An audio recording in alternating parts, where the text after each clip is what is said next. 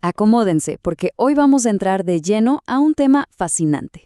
Imaginemos por un momento que estamos en un seminario avanzado de historia y jurisprudencia analizando uno de los documentos legales más antiguos y complejos de la humanidad.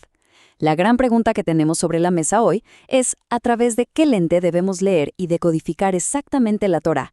O sea, en este análisis vamos a explorar una tensión epistemológica tremenda. Básicamente es el choque entre depender de metodologías académicas modernas que a veces buscan respuestas afuera y seguir estrictamente los precedentes legales que estableció el propio texto. Así que vamos a desmenuzar esta dinámica para entender cómo es que estas leyes milenarias se transmiten y se preservan de verdad. Pues bien, el contraste entre las dos metodologías principales es francamente abismal. Por un lado, tenemos un enfoque académico moderno súper popular hoy en día que nos dice que para entender cosas como los pactos o el tabernáculo, tenemos que ir a buscar en los mitos paganos del antiguo Cercano Oriente. Literalmente argumentan que para descifrar la ley divina, la clave está en las historias egipcias o en los relatos cananeos sobre deidades como Baal. Pero por otro lado, tenemos la lente que el propio texto bíblico exige legalmente: la Mesorá. Estamos hablando de la transmisión ininterrumpida a través de los sabios judíos, y aunque a la academia moderna le encanta descartar estas tradiciones como si fueran secundarias, el documento original tiene instrucciones clarísimas e ineludibles al respecto. No es una sugerencia, es un mandato. Y esto nos lleva a un punto absolutamente vital que a menudo se pasa por alto. El texto divino no dejó sus leyes flotando en el aire para que cualquiera las interprete a su antojo usando antropología. Para nada. Estableció una Corte Suprema viviente. El mandato es explícito. Las cuestiones legales tienen que someterse a los jueces y sacerdotes autorizados de cada generación. Entonces, ignorar a estos magistrados para ir a buscar respuestas en metodologías paganas externas no es un simple debate académico. Es de hecho una violación directa a la estructura legal central del documento. Es como intentar apelar una decisión de la Corte Suprema buscando leyes de un país completamente distinto. Fíjense cómo funcionaba esto en la práctica. La historia nos detalla una cadena ininterrumpida de interpretación legal autorizada, lo que conocemos como la Mesorá. Pensemos en esto como una carrera de relevos perfecta. Asegura que la jurisprudencia del monte Sinaí se mantenga intacta. De Moisés a Josué, luego a los ancianos, pasando por los profetas, hasta llegar a la gran asamblea. Cero vacíos interpretativos. La ley escrita siempre operó junto a su aplicación oral. Así que saltarse toda esta cadena meticulosa para intentar decodificar la mecánica divina leyendo textos de culturas vecinas, bueno, simplemente destruye todo este modelo de transmisión que fue diseñado con una precisión quirúrgica. Además, hay una prohibición rotunda y directa contra el sincretismo. La ley ordena, literalmente, no copiar las prácticas ni de Egipto ni de Canaán. Resulta hasta irónico, ¿no? Muchos académicos de hoy hacen exactamente lo que el texto prohíbe. Agarran conceptos mitológicos extranjeros y los importan a un sistema legal altamente estructurado. Tratar de entender mandamientos divinos usando historias de guerras cósmicas entre dioses es chocar de frente contra este estatuto. Traer esas prácticas de afuera simplemente hace colapsar la jurisprudencia original. Entonces, la pregunta obligada es: ¿por qué los académicos siguen buscando respuestas en las costumbres de los vecinos?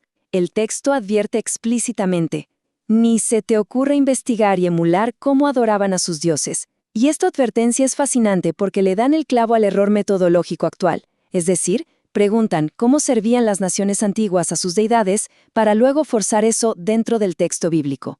Tomar prestada toda la mecánica caótica del culto a Baal para intentar explicar algo tan sagrado como el servicio del tabernáculo es abandonar por completo la integridad de la ley. Es cambiar jurisprudencia por mitología. Sección 1. Estudio de caso. La ciudad de refugio.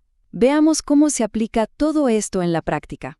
Si analizamos el marco legal de la ciudad de refugio, nos topamos con una teoría moderna muy extendida. Dicen que hay un castigo cósmico sobre la humanidad por una rebelión intencional, lo que legalmente se llama pesha, y que esto requiere un sacrificio humano o un rescate de sangre. Pero a ver, si aplicamos un análisis legal estricto, esta teoría se cae a pedazos en un segundo. La ley de la ciudad de refugio aplica exclusiva y estrictamente a los actos no intencionales, como el homicidio accidental o shagak. Cero. No hay absolutamente ninguna protección legal aquí para un acto de rebelión intencional. Así que, jurídicamente hablando, usar las ciudades de refugio para justificar un rescate cósmico por un pecado intencional no tiene ni pies ni cabeza.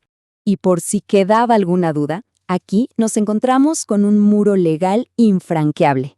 La ley prohíbe tajantemente aceptar dinero o rescate por la vida de un homicida intencional. Esto destruye por completo el argumento del rescate cósmico. Es absolutamente ilegal comprar la liberación de una sentencia de muerte con dinero manchado de sangre o con cualquier sustituto mágico. En esta jurisprudencia, la vida de quien comete un acto intencional y rebelde no puede ser intercambiada en ninguna especie de transacción cósmica. Simplemente no funciona así. Y aquí es donde el contraste entre el mito y la realidad legal, la halajá, es más revelador. La academia a menudo te pinta la muerte del sumo sacerdote, que era lo que permitía al homicida accidental salir de la ciudad de refugio, como una especie de sacrificio humano que pagaba una deuda de sangre. ¡Qué locura! Si consultamos la jurisprudencia de los sabios, específicamente en el Tratado de Makot, vemos una realidad totalmente distinta. La muerte del sumo sacerdote es un fallecimiento natural, punto. Al morir el líder espiritual de la nación, se genera un luto nacional tan profundo que altera la realidad sociológica del pueblo, y es eso lo que cierra el capítulo de la tragedia accidental. Transformar un evento de luto nacional en un sacrificio humano es forzar una laguna legal que no existe, basándose otra vez en mitología foránea. Pasemos a la sección 2, la mecánica de la verdadera expiación.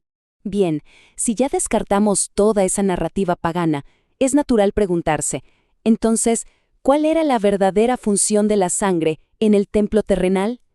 La respuesta es clara. Estaba diseñada casi exclusivamente para la purificación ritual y para reparar errores que se cometieron sin intención, los llamados chet. La evidencia textual es aplastante. La sangre jamás, nunca, fue un mecanismo legal para absorber el pecado intencional o la rebelión voluntaria, el pesha. No hay un solo precedente en la ley que permita usar la sangre de un inocente para expiar la rebelión calculada de un culpable. Entonces, ¿qué hacemos frente a una falta intencional? La respuesta es un concepto legal hermoso y fundamental, teshuvá.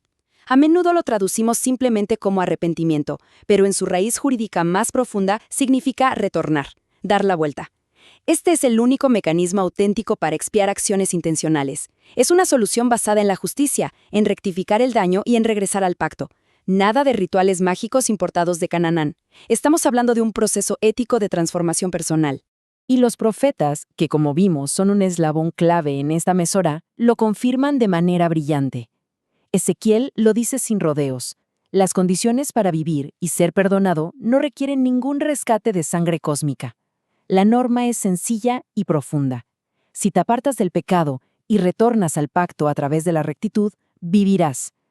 El texto enfatiza que bajo estas condiciones de retorno ético absoluto, las transgresiones previas quedan anuladas.